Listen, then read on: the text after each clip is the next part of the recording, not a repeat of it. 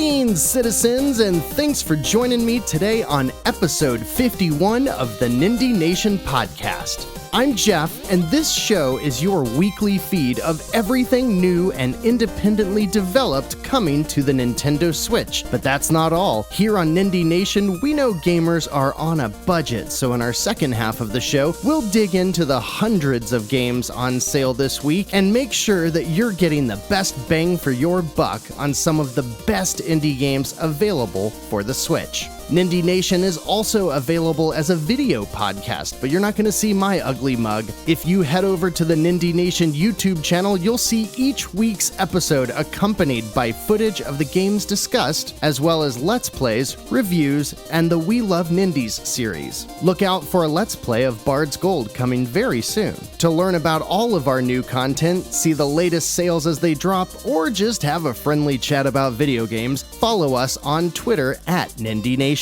Everything Nindie Nation is brought to you by the Nintendo Village, a group of content creators blessing the internet with features, news, reviews, and weekly podcasts, which you can find right alongside Nindie Nation over at thenintendovillage.com. The last couple of weeks were very slim on new releases, but citizens, the eShop is back in full swing. So much so that we have 3 games which released without any fanfare since our last episode, so let's kick off the new releases by starting with what you may have missed last week. Sea King Hunter is a top-down arcade shooter that takes place in a cartoony underwater world developed by Game Attack, who mostly makes mobile games, and I think ported this one. Sea King Hunter will let you explore its depths for $10, but I think it's going to get lost in a sea of similar 3-star score-chasing mobile ports. Sir Eats-A-Lot sure is an interesting one, as it is one of the few games playable only in handheld mode because of its reliance on touch controls to navigate through the adventure of saving the kingdom of Gluddington from the evil sorceress who has poisoned it with sour lemonade. As a traditional adventure title, the $12.99 price is in the right ballpark, and the humor by developer Behind the Stone looks to deliver, so Sir Eats-A-Lot might be a quirky adventure worth taking if you have the appetite. And finally, our 49-cent budget title for the week looks like my favorite one of this bunch. Nikki, the Home Alone Golf Ball by Cubite Interactive is a platforming adventure where you play as a sentient golf ball trying to get home. You'll use fairly standard video game golf controls to whisk your way across a bunch of environments in as few strokes as possible, and I'm looking forward to trying this one out for myself. But if that wasn't enough for you, don't fret, because the eShop is back with a vengeance this week, delivering 18 brand new Nindies. Without further ado, here are the new indie games for the week of January 10th through the 16th. And whew, what a game to start with. Drunk Foo Wasted Masters is a 3D, physics-based, multiplayer brawler, which basically means you and up to 7 friends are dumped in a level and just run around wailing on each other with ragdoll physics until, hopefully, hilarity ensues. I guess everything is based around drunken bar fights, but these ragdoll physics games all look so ridiculous anyways, I can't really tell. Drunk Foo is published by Rust-O Games and will set you back $5. Rust-O Games sounds like something from Ren and Stimpy. And our next title looks like a really fun one to me. Developed by Adaptive Games and published by the king of hit-or-miss titles, Ultimate Games, Technosphere Reload is an incredibly detailed and very polished, neon-infused sci-fi spaceship where you have 10 hours to roll around this ball thing. You avoid obstacles and defuse some kind of bomb that I'm guessing will destroy the planet or whatever. The camera is zoomed way further in, and it looks way more like a 3D platformer than I typically see of these, I don't know, Marble Madness type games, but I am blown away by how cool this game looks. Even at $15, Technosphere is one I really want to check out. And this week's Draggiest Games title is a $5 platforming action RPG in an 8-bit style called Aborigines. After picking one of 3 classes, you'll run and jump and hack and slash your way to save your tribe from the invaders who captured them. Skipping to the other side of the weekend, we start January 13th with Jump Gunners by Boombox for $9.99. As the name suggests, this game is about jumping with guns, or rather, using guns to in fact jump. Similar to Downwell, where firing your ammo keeps you up in the air, Jump Gunners builds a multiplayer battle game within its fast-paced, pixelated world, and it looks really fun. And then on January 14th, we get a game that I wasn't initially interested in, but after learning more about it, I can't wait to try. For only $2, a new Nindie developer, Squidlit Inc. releases their first title, Squidlit. At first glance, it looks like a 2D platformer very reminiscent to the original Kirby's Dream Land for the original Game Boy. And it is, because the premise of Squidlit is that the game is based around what was actually possible on the Game Boy. The 160 by 144 resolution, the 4 shades of color lovingly referred to as Grello, even the sound and music was created on original Game Boy hardware. I love this stuff because creating new experiences within the constraints of old or limited hardware means you've got to crank up the creativity. And their little Game Boy game about a squid character on an adventure with castles, sea monsters, and UFOs has me ready to support these types of endeavors by buying Squidlit the day it releases. Look for some impressions, maybe on YouTube, but definitely at least on Twitter at Nindie Nation. Also on January 14th, we get a fun, modernized take on the twin-stick shmups with Super Mega Space Blaster Special Turbo. At only $5, Bare Knuckle Development delivers a twice-upgraded port of their fun arcade shmup that features modes requiring you to protect a base, protect a colony with a friend, or just generally blow stuff up and shoot all the things down. And it has a cool cartoon art style that applies to the ships that then mixes with really nice particle effects for the weapons and explosions and such, and it all creates a unique visual style that I'm really looking forward to trying out. On January 15th, we have a game that I bet you'll never guess the premise of. Ready? The next title by Ultimate Games is called Demolish and Build 2018. Now, first of all, I have no idea why they would release a game that is 2 years old right out of the gate on title alone. Now, they could just change the number, but maybe that's why I'm not a publisher. Maybe it's a retro value thing. Anyways, if you guessed that this game is about construction, you win the prize of buying this game for $15 and helping your company expand globally by either developing buildings strategy game style or actually getting down and dirty with some of the machines to do the construction yourself. You can set equipment to build things for you, or you can actually run around in first person with a hammer, and upon first glance, it looks like this game actually has a pretty big Let's Play community. Honestly, it doesn't look too bad. Maybe it's just a fun little time playing with trucks like when we were kids. I don't know what to make of Demolish and Build 2018, but I bet my 2-year-old bulldozer-obsessed son would get a kick out of it. Maybe that's a good opportunity for a father-son Let's Play.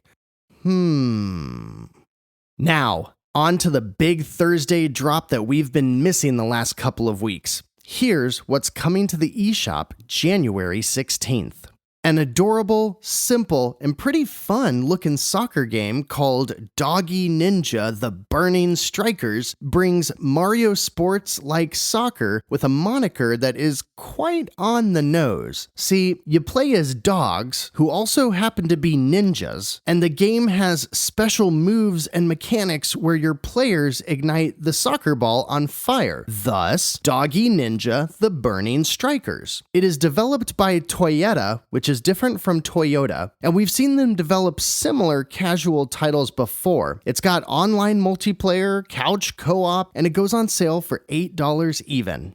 Artifex Mundi brings another one of their static screen point-and-click adventure games to the Switch, which I think is the only kind of game that they actually make. They always have pretty high-quality art and slightly bizarre premises, and usually carry a price that seems too high. As such, this week's adventure is Dreamwalker: Never Fall Asleep for $15, and it follows the story of a mystic psychiatrist who can enter people's dreams and then uses her ability to try and rescue the small-town mayor's daughter who mysteriously fell into a coma.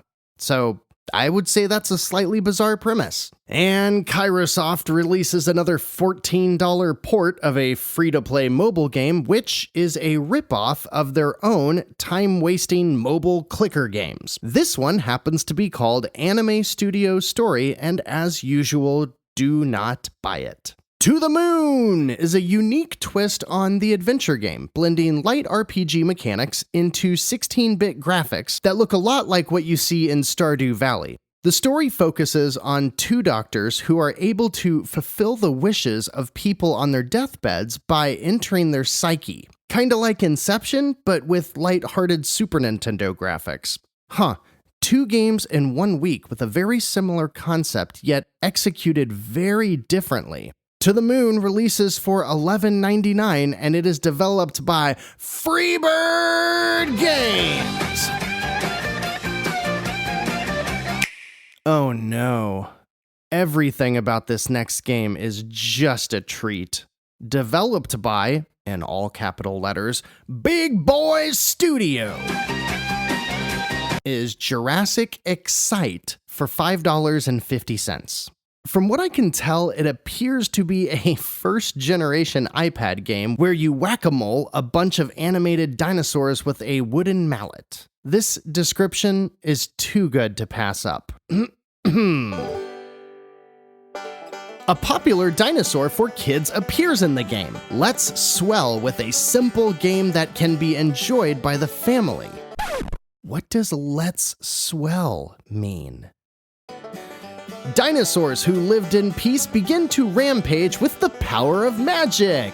With a magic hammer, help the dinosaurs. Just swing the hammer in the direction of the dinosaurs. You can also shake a hammer with Joy-Con, because you can play together with them. Challenge your friends and family to difficult stages. Something happens if you get a high score on a difficult stage. That really might be one of my favorite descriptions yet. This game is something else. Maybe we can do a Let's Play. Maybe someday I could do an extra live stream of all of these terrible mobile ports or something. I gotta get in touch with these publishers. They've gotta know that their games are atrocious, right? Like, they would give me just a bunch of games if I could do a stream of a bunch of them, especially if it's for charity, right? Anyways, the next game is Eclipse: Edge of Light, and it is a first-person adventure game by White Elk for $15 that drops you on a deserted yet sentient planet. Soon you will find an ancient artifact that grants you the powers to interact with the world around you as you search for clues to unravel the mystery of this planet. You know, the way I just explained that, it makes the game sound really cool, but real talk here, this game, it doesn't look very interesting. Okay. If I told you a game was described as a Kafka-esque suspense text-based adventure, would you know what I'm talking about? I feel like there might be a reference in there I should know, but I'm drawing a serious blank here. And that's unfortunate because I think I'm letting down Indie Nova, the team behind Self, because that's how they describe their game. What I see is an 80s style computer monitor with a bunch of simple imagery that appears to convey that the computer is alive. Everything's really friendly and it contains random puzzle-type mini-games, and then all of a sudden it gets super dark and serious before fading out. Self is $6.29, and I apologize, Nation of Nindie, but I have no idea what it is. And this next game I am really excited about, especially because I didn't know it existed, and now I get to share it with you. If you played Graceful Explosion Machine, one of the only Nindies available on the Switch's launch day, then you're familiar with the developer Vertex Pop. If you've been listening to Nindie Nation for a while, you know how much I love Graceful Explosion Machine, a vivid, exciting twin-stick shooter that plays similarly to the classic Defender or more modern Resogun. Well, apparently their new title is here, and it's called Super Crush KO, using a similar, vivid art style with lots of yellow, purple, pink, and orange hues. You play as a girl who I'm guessing is trying to rescue her cats from evil robots. I don't know if that's the exact story, but the gameplay looks sick. I get a lot of Guacamelee vibes with multi-level platforming mixed with combo-based hand-to-hand combat, but then she picks up a gun and it looks a lot like a twin-stick shooter, even a lot like Graceful Explosion Machine. I see power-ups to collect, tons of enemies to take out, and in general, a game that hopefully has the same addictive, score-chasing sensibilities as Vertex Pop's last game. Super Crush KO launches with a $15 price tag, and I will 100% be there next Thursday to play it and record some initial impressions. So look for that on the Nindie Nation YouTube channel. Whew! Now I'm all worked up. Nestor Yavorsky is the owner of Constructors Entertainment and has developed a couple of interesting puzzle games for the Switch, including Linkage and Way Out. And now he's back with his next game called Sorry James. In Sorry James, you spend most of your time in the interface of an old analog computer monitor deciphering garbled messages. You'll solve multiple types of puzzles as well as maintain communication channels with a couple of teammates also trying to uncover the meaning behind the mysterious messages left behind. Sorry James is described as a hacker love story, and it can be yours for $4.99. And finally, if you thought I'd send you on your way without some inappropriately aged anime girl romance games, well, you are sorely mistaken. Rounding out this week is Maitetsu Pure Station for the usual exorbitant price of $34.99. This time, the visual novel romance, thing is based on girls who run a train station, or something like that. Circle Entertainment does include what they call, quote, tips for professional knowledge about trains in details, end quote. I guess that's there in case you need to quickly bring up a screen of random poorly translated train factoids, just in case somebody is walking up behind you. So, go get you some hot anime train engineer girls or something.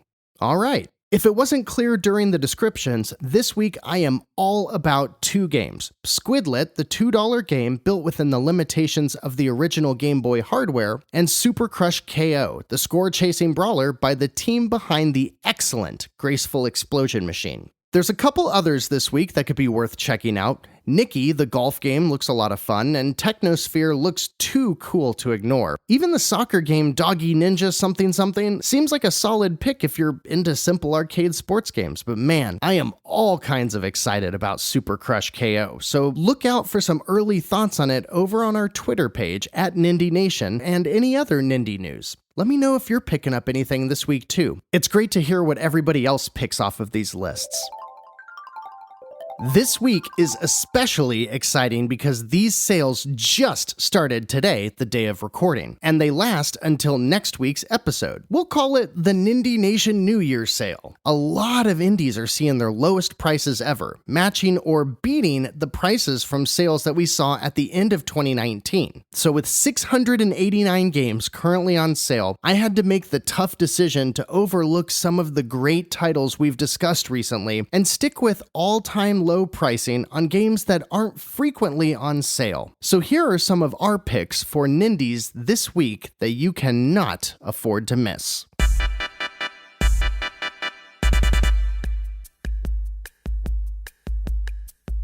20XTX is 50% off for $8.99 and is what happens if you mixed a roguelike with Mega Man X. And if you're in the mood for some grid-based strategy RPGs with a great story, check out the entire Banner Saga trilogy with the first two on sale 80% off for $4.99 each, and the new third entry 50% off for $12.49. Blaster Master Zero, the first one, is half off for $4.99. Broken Age, if you're looking for a more modern point-and-click adventure game by Double Fine, is 75% off for $3.74. My 2019 Game of the Year, Children of Morta, is only 23% off, but it's $17 and one of the first sales I've seen for it since launch. If you're looking for a short but sweet, charming and humorous but thought-provoking game, Donut County is 50% off for $6.49, and it was the first game that I played in 2019, and I highly recommend it to just about everyone. Just know that it's only about an hour and a half long. Fee, or as I've been told it's pronounced, Fea, is 75% off for $4.99. Freedom Planet is 50% off for $7.49, and it's the best Genesis game that you've never played. It's like combining Sonic the Hedgehog with Rocket Knight Adventures. Gato Roboto, the black and white Metroidvania that I recently discussed, is 50% off for $3.99. Grim Fandango Remastered, one of the best classic point-and-click adventures, is 75% off for $3.74. Horizon Chase Turbo is half off for $9.99, and that's my pick if you're looking for a fun arcade racer. The Hotline Miami collection includes both of the Hotline Miami titles and is lower than its recent Black Friday price, currently 50% off for $12.49. Little Nightmares The Complete Edition is 66% off for $10.19, and that's probably my spooky game pick of the week. Luminous Remastered is my puzzle game pick of the week and is half off for $7.49, and that game is gonna get some tunes stuck in your noggin. Mabel and the Wood is a fairly new side-scrolling action platformer with great controls and a really touching story, currently 50% off for $7.49. Mark of the Ninja, the renowned stealth action game, is half off for $9.99. Mighty Gumvolt Burst, which is a Mega Man-like game by Inti Creates and is fantastic, is currently half off for $4.99. Moonlighter, one of my favorite games of last year, is 60% off for $9.99. We've got a video about Moonlighter, and $9.99 is the lowest price we've seen for it yet. Neon Chrome is a twin-stick shooter that I had a lot of fun with, although I admit it's not all that great. But anyways, it's 60% off for $5.99. I kinda consider it a guilty pleasure. Octodad, Dadliest Catch is 67% off for $4.94, which sounds like a Walmart price, which I guess makes sense because Octodad is full of all kinds of ridiculousness. Old School Musical is the game to play for those of you who have ever played the Rock Band game for the PSP or Elite Beat Agents for the DS. If you've played either of those, buy Old School Musical. It's currently 50% off for $6.49. And the game that I'm currently in love with, Ori and the Blind Forest, is 30% off for $13.99. And I know that's not a huge discount, but it's the first discount we've seen for it. Owlboy is in my top 3 indie games on the Switch and is a wonderful 7 to 8 hour adventure that is 40% off for $14.99. It's not the lowest price, but this game rarely goes on sale. Risk of Rain 2 is the game that I bought from this sale. It's currently 33% off for $20.09, which is a weird price. It's a 3D action roguelike on a sci-fi themed planet. I'm not 100% sure exactly what it is, but I know it's roguelike, and I know that it's unique because it's in 3D instead of 2D, so I picked it up. River City Girls is one of, if not the best, side-scrolling arcade brawler that has released in the last 10 years. It is 30% off for $20.99. Sayonara Wild Hearts is the 1 hour long music acid trip for 30% off, which is $9.09, another weird price. I think it might have been cheaper during the Game Awards sale, but this is only the second time I've seen it on sale. Another one that is frequently on sale, but close to its lowest price, is Stardew Valley, the beloved farming simulator game, which is 33% off for $9.99. $7.99. Somewhat of a hidden gem, the modern side-scrolling shmup Steradin Binary Stars is currently 62% off for $5, and I am really liking its approach to a side-scrolling shmup with elements of a roguelike. Super Hydora is a very well-regarded, totally classic side-scrolling shoot-'em-up that's currently half off for $10. Swords of Ditto, Mormo's Curse, is a really satisfying roguelike that plays out like a traditional 2D Zelda game and actively encourages multiple playthroughs through some really unique mechanics that I don't want to spoil. It's currently half off for $7.49. In my opinion, Time Spinner is the best Metroidvania game since, I don't know, Symphony of the Night. It's currently 20% off for $15.99, and I think this game has been horribly overlooked by many gamers. If you like Metroidvanias, get Time Spinner. It's worth $16. And if you're having a bunch of friends over, pick up Towerfall. It's currently 50% off for $10 and is a really fun multiplayer party game. It's more of a battle game with archery and jousting, but I think you can put just about anybody with any level of video game expertise in front of Towerfall, and you'll have a great evening. Unravel 2, the cute side-scrolling hyper-realistic platformer for 2 players, is 75% off for $4.99, and that's a huge discount and a great title to pick up if you're looking for a co-op game. World of Goo is one of the first indie games to come out in the modern era of gaming. I remember playing it on the original Wii. It's a physics-based kind of game, I guess. If you've never played World of Goo, I suggest checking it out. It's on literally every platform you can imagine. And right now, it's 40% off for $9. And until I read this list, I didn't even know it was on the Switch. And finally, Yono and the Celestial Elephants. That's my pick for the best Nindie that you forgot existed. It was really hyped up as a story-driven, top-down, isometric puzzle RPG, and then it released, and I never really heard much about it. It got great reviews, but just kind of fell by the wayside. You can pick up Yono and the Celestial Elephants at 60% off for $7.99, and all of the games that I listed will be on sale until you hear next week's Nindie Nation podcast.